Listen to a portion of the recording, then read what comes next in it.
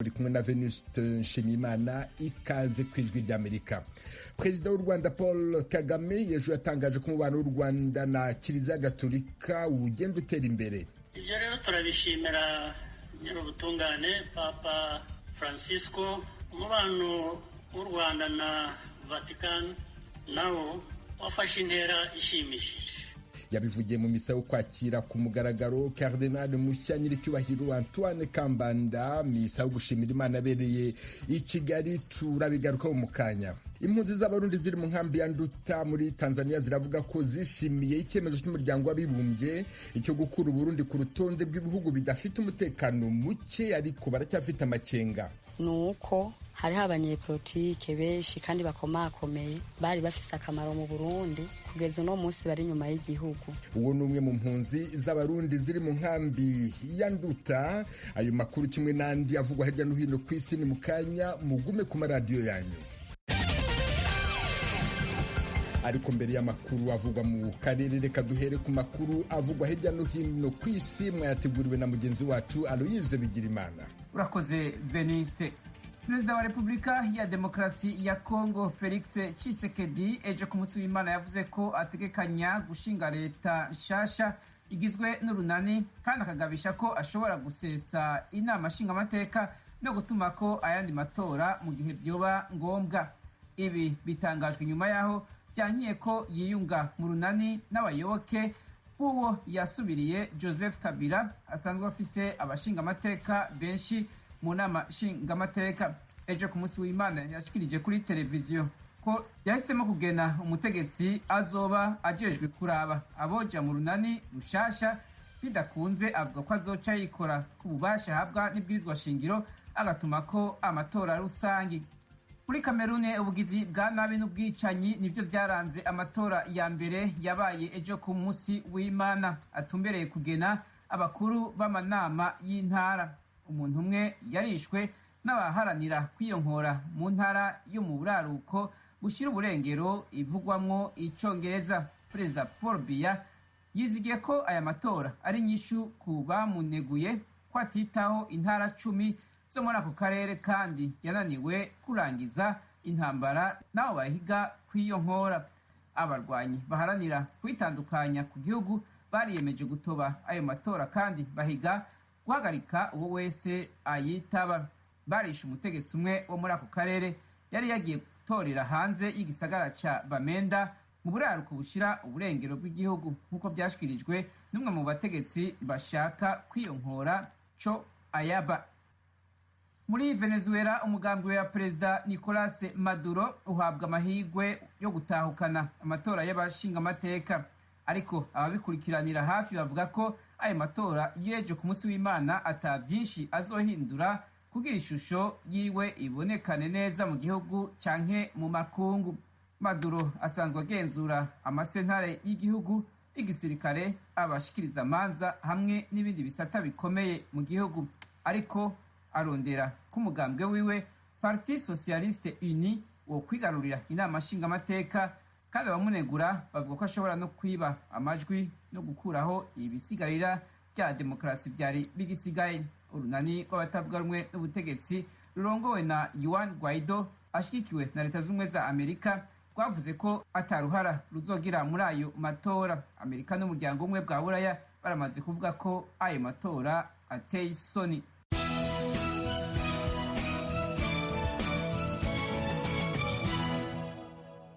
Leta y'Ubwongereza yavuze ejo ku munsi w'Imana ko ico gihugu kigiye kuba ica mbere mu gutangura gucandaga abanyagihugu n'urucanco rwakozwe n'amahinguriro Pfizer hamwe na BioNTech. Incanco za mbere zizohabwa abakora mu gisata c'amagara y'abantu hamwe n'abarenza imyaka 80 kuri uyu wa kabiri, nk'uko byashikirijwe n'ubushikiranganji bw'amagara y'abantu.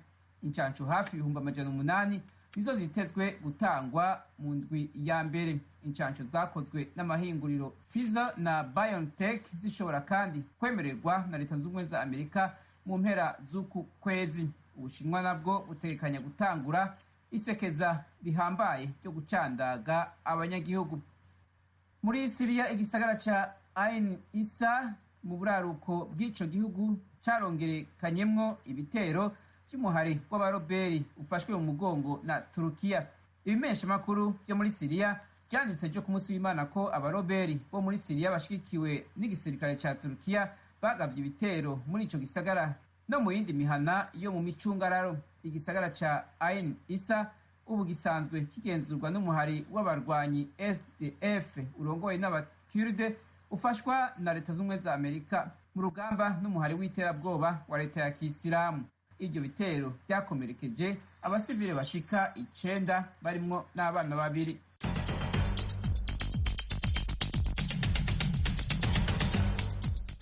Arakoze Aloyize Bigirimana utugejejeho amakuru avugwa hirya no hino ku isi. Tubibutse ko iyi mwumva ari radio y'Ijwi ry'Amerika yumvikanira kuri FM 104.3 mu Rwanda, mu Burundi ni ku mirongo migufi ya shortwave kuri metero 19-22.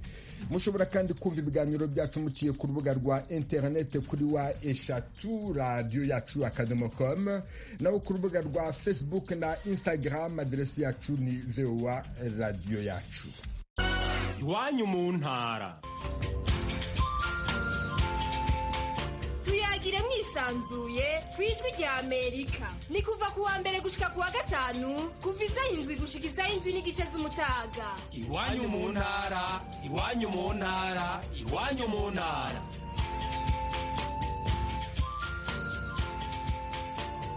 Amakuru yacu tuyahere mu Rwanda aho barayi bakiriye ku mugaragaro Cardinal Mushyanyiri cyubahiro Antoine Kambanda. Misa yo gushimira Imana yabereye i Kigali yitabirwa kandi n'umukuru w'igihugu Paul Kagame. Cardinal Kambanda niwe mu Cardinal wa mbere u Rwanda rubonye nyuma y'imyaka 120 iyogezabutumwa gatolika ritangiye mu Rwanda. I Kigali inkuru ya Sumutakaboyi.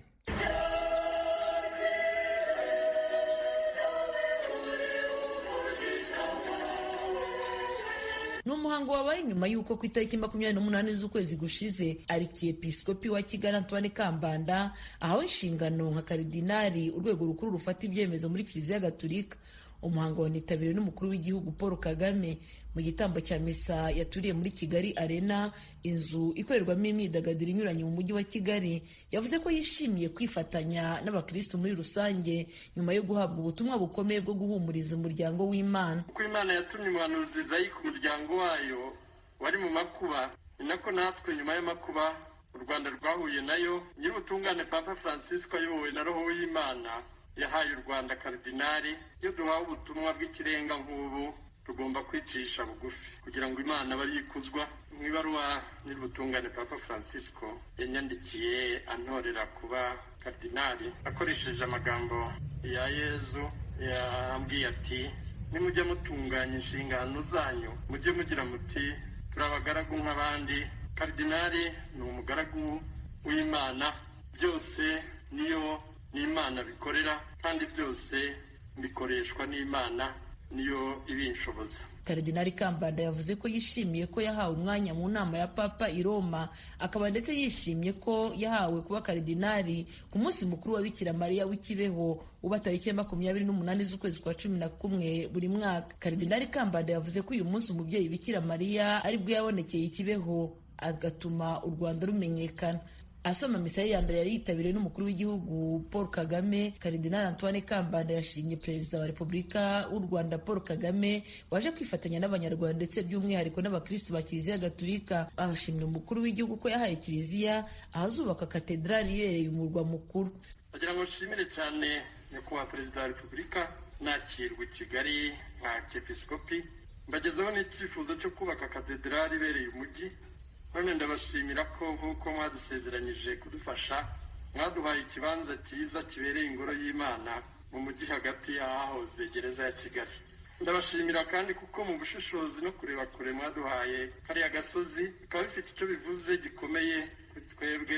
Nk'uko Golgota n'umusaraba wari ikimenyetso cyo gucibwa wahindutse ikimenyetso cy'umukiro, none na kariya gasozi kari ikimenyetso cyo gucibwa hagiye kuba ahantu h'ubuzima, umukiro n'umugisha. mu ijambo perezida Paul Kagame yagejeje ku bitabiriye iyo misa yo gushima Imana yahaye u Rwanda karidinali, umukuru w'u Rwanda yavuze ko nyuma y'imyaka 120 Kiliziya Gatolika imaze igeze mu Rwanda ari amahirwe rwagize yo guhabwa karidinali mu gihe hari ibindi bihugu bimaze imyaka ibihumbi bataragera kuri uru rwego. Perezida Kagame avuga ko karidinali Kambanda igihugu kimufite nk'umunyarwanda, nk'umwana w'u Rwanda wazamutse kuva abaye umusaseridoti kugeza ku rwego rwa karidinali. Ibyo bikaba bikwiye gushimirwa. Umukuru w'u Rwanda anashima Papa Francisco ku bushake yagize azahura umubano w'u Rwanda na Vatikani.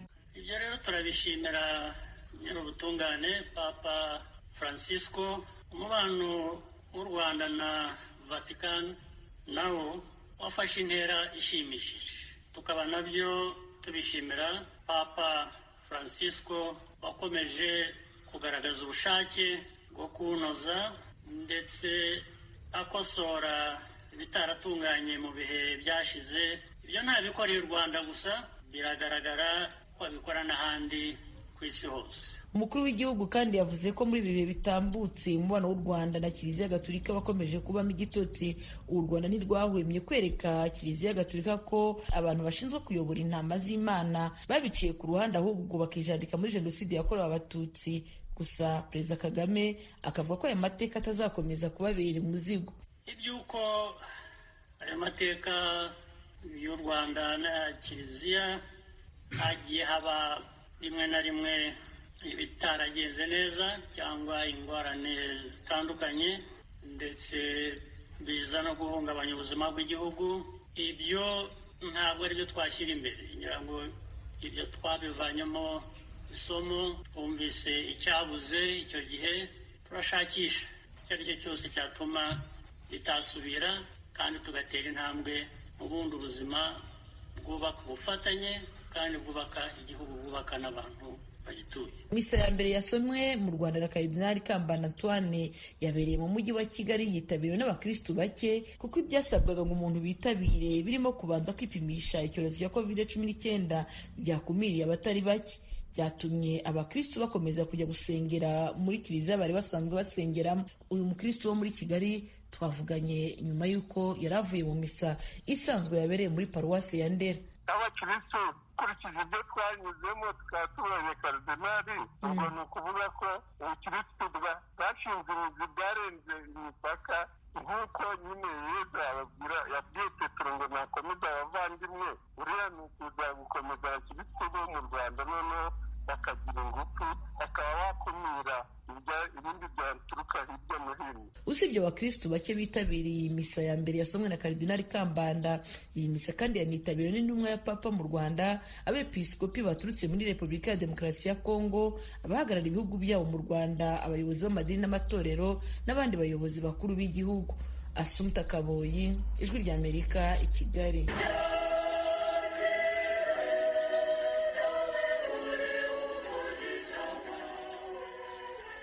Umunyarwandakazi wari umaze imyaka irenga 40 ashaka kumenya umubyeyi we wamubyaye yabigezeho abifashijwemo n'Ijwi ry'Amerika. Christine Uwimana ukora umurimo w'ubuganga akaba atuye mu gihugu cy'Ubusuwisi yambwiye uko yakiriye inkuru. Twari mu kiganiro muri Shanga maze kumutangariza ibyagezweho n'ubushakashatsi twakoze. Mfite amarangamutima menshi rwose. Venice, uravuze uti ngo uhaye ikaze mu muryango w'abana bavutse bakamenya ababyeyi babo. Kuri jyewe ni nkaho nongeye kuvuka. Mfite rwose amarangamutima menshi. Iyo umuntu afite amarangamutima menshi abura amagambo yo kuvuga ngo abe yasobanura ibyishimo mfite kuri jyewe. Ngira igihe wari ufashe urupapuro rw'ibisubizo wumvaga umeze ute? Icyo gihe rwose ni igihe ntazibagirwa. Ubu ngubu hari itariki yagiye mu mateka yanjye, ni itariki ya 20 z'ukwezi kwa 11 2020. Ndabyibuka mfashe urwo rupapuro ntararufungura, mbonye yuko nyine ruvuye aho ngaho babipimye. Nahinze umushyitsi cyane, numva ngiye kwikubita hasi, noneho ndagenda ndiherera, ndavuga ntinga mbanze ndusome njyenyine, hanyuma abana nze kubabwira nyuma. Nuko ndabisoma ibyo bisubizo, menya icyavuyemo.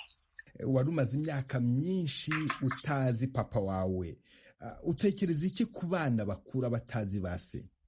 rwose abana bakura batazi base, nanjye nababayemo noneho ngiye gutangira kubivuga mbishyira mu mateka yahise, kuko ubu ngubu nzi data.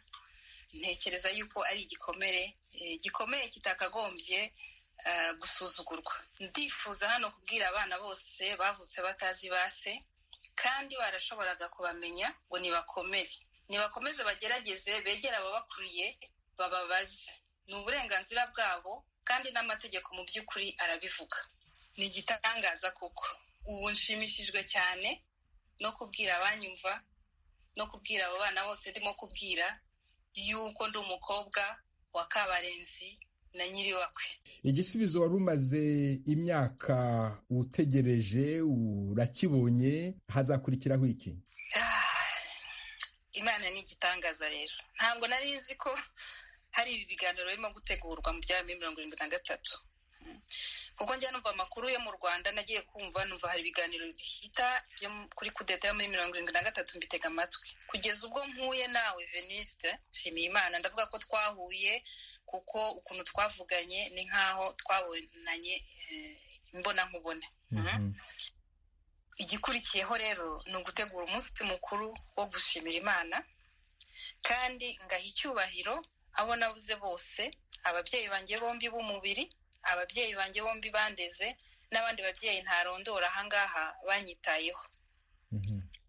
Icya kabiri, nifuza gushimira abo mu muryango n'inshuti zanjye bakiriho, kuko burya ni byiza no gushimira n'abakiriho, kuko nibo bakomeje kungaragariza urukundo ruzima.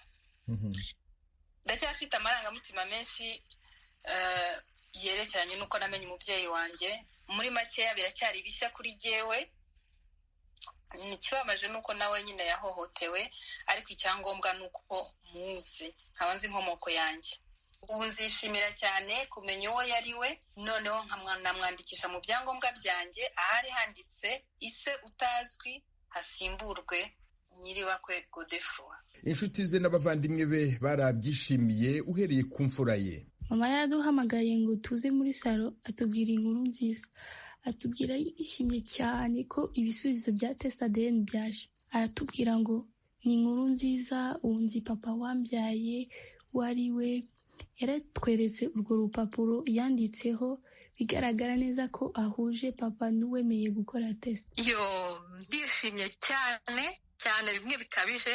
Iyo nkuru rwose iranshimishije cyane, kubera ko rwose Christina ni murukuru wanjye, twarabyirukanye, ariko aho tumariye gukura naje kumenya ko mbese tutavinda imwe mu nda ya data na mama.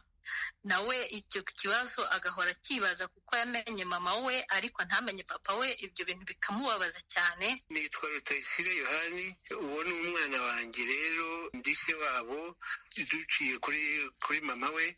Ubwo rero uwo mwana yari ategereje kumenya papa we, ubu aramuzi, amaze kumumenya. Ubwo rero turishimye cyane kuko twese tugiye gusangira, tumenye neza, amererwe neza.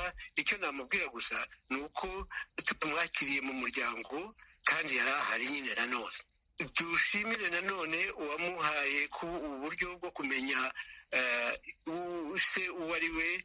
Ibyo nabyo ntabwo twabiceceka rwose, turabishima. Iyi nkuru iranshimishije cyane kuko twari tuyitegereje kuva kera. Biranshimishije ku buryo buhebuje. Numvise mama wawe yarakoze akazi, aho tumenye yuko byamugendekeye. Yakoze akazi mu ijuru, ibitari bizwi biramenyekana kandi biza ari ibyishimo byawe.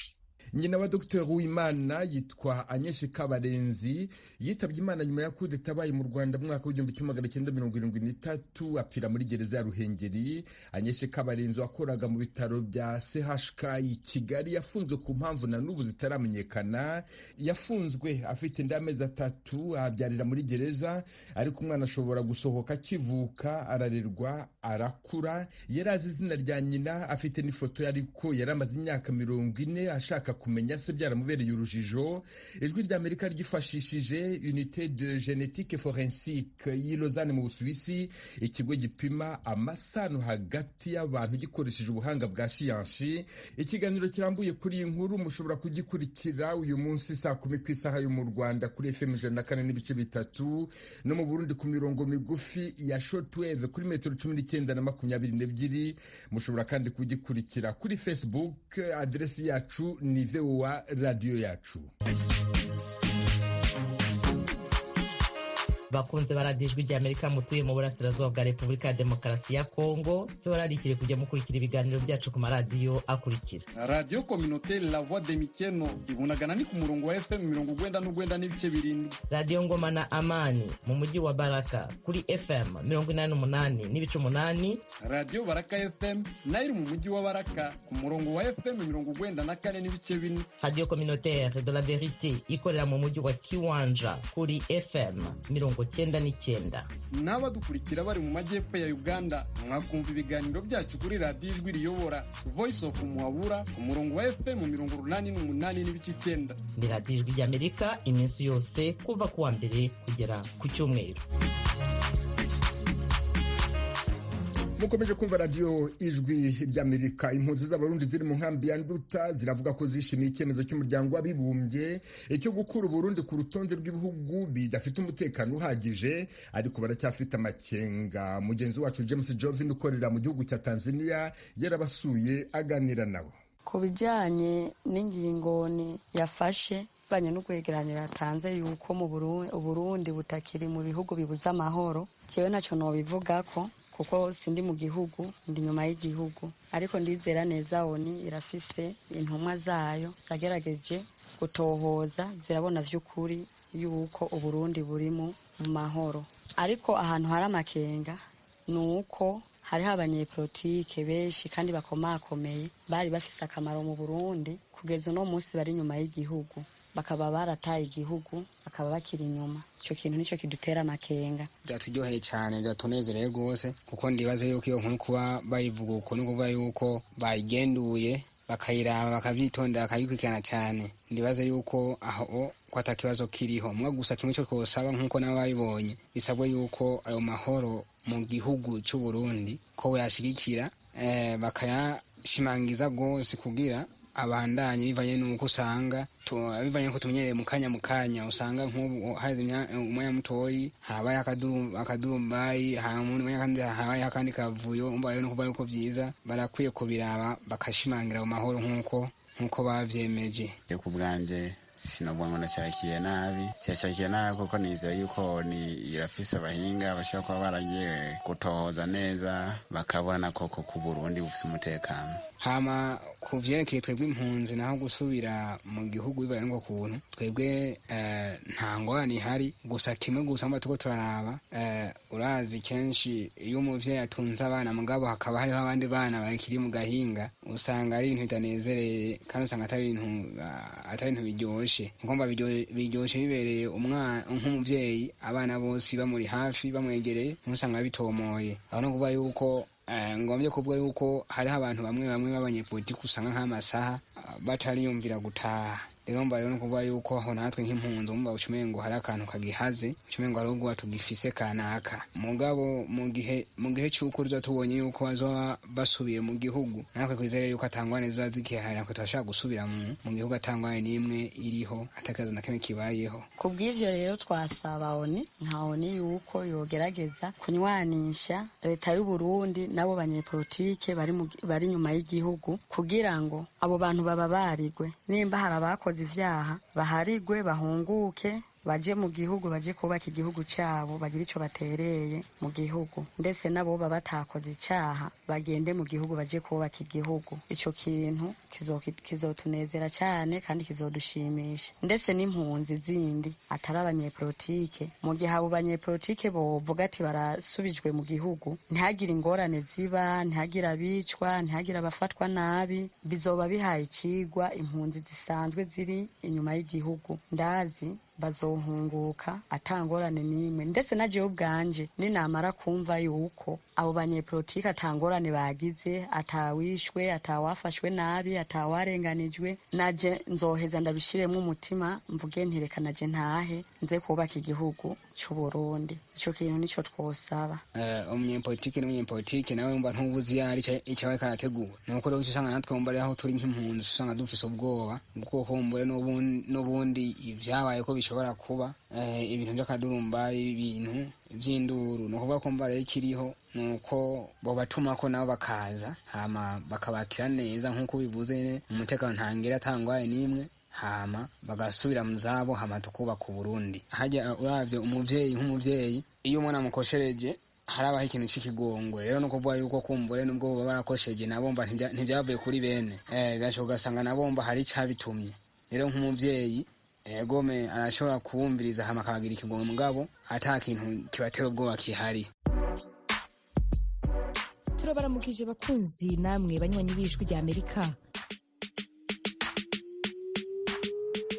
Mu ntumbero yo kuronka amakuru y'imvaho kandi agezweho dushobora gusangiza n'abanywanyi bose, ni ngombwa ko tubandanya gukorera hamwe mu kuronka amakuru yizewe kandi twosangiza abatwumva.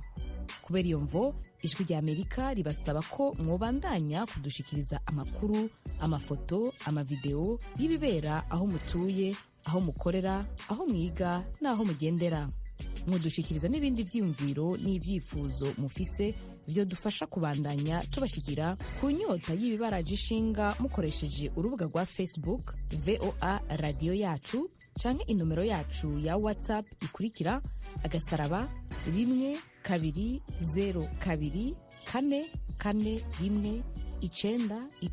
*120*441 Ijwi rya Amerika ni radio yanyu. Uyu ni umwanya w'ivyaranze no munsi mu mateka na Venuste Nshimiyimana. Ku itariki ya 7 Ukuboza umwaka w'1984 Musenyeri Desmond Tutu warareke episkopi wa diocese y'Abanglikani ya Cape Town muri Afrika y'Epfo yagiye muri leta zunze ubumwe za Amerika gukangurira abahatuye kudahahirana na leta y'agashaka buhake yagenderaga ku matwara y'ivanguramuko muri Afrika y'Epfo. Mu ijambo yabwiye abasenateri kimwe n'abadepite, Musenyeri Desmond Tutu yavuze ko icyemezo cyo gukomeza gukorana na leta ya Afrika y'Epfo kigayitse ndetse kidahuje n'imyitwarire y'Ukristo. Ibyo Musenyeri Desmond Tutu yavugaga byashyigikiwe n'umubare munini w'abanyamerika bakomeje gusaba abanyemari b'abanyamerika kureka gukomeza gushyigikira leta ya Afrika y'Epfo mu rwego rw'ubukungu. Nubwo ubutegetsi bwabanje kubima amatwi, mu mwaka w'1986 hatowe itegeko ryamagana politiki ishingiye ku ivanguramoko muri Afrika y'Epfo. Iryo tegeko rimaze gutorwa, leta zunze ubumwe za Amerika ntizongeye guhahirana na Afrika y'Epfo mu rwego rw'ubukungu. Musenyeri Tutu yagaragaye nk'uwatumye bigerwaho kubera ibiganiro yari yagiranye na leta yari yubowe na Perezida Ronald Reagan. Igihe yari ku butegetsi, leta zunze ubumwe za Amerika zakomeje gushyigikira ishoramari muri Afrika y'Epfo. Icyo gihe kandi Amerika ntiyifatanyaga n'ibyemezo bifatiwe mu nama rusange y'umuryango w'abibumbye, ibyemezo byabaga bigamije gukomatanyiriza Afrika y'Epfo. Icyo gihe kandi Ubwongereza bwari buyobowe na Minisitiri w'Intebe Margaret Thatcher nabwo bwari bushyigikiye gahunda yo kwima amatwi abashakaga ko Afrika y'Epfo ikomatanyirizwa mu rwego rw'ubukungu. Inshuti mwarimu duteze amatwi, aha niho dusoreje Iwanyu mu Ntara hamwe na Mukubiri ya Baro wamfashije kwegeranya aya makuru. Mbashimiye kuba mwaduteze amatwi muri benshi aho muri hose ku migabane yose y'isi. Kuri mikoro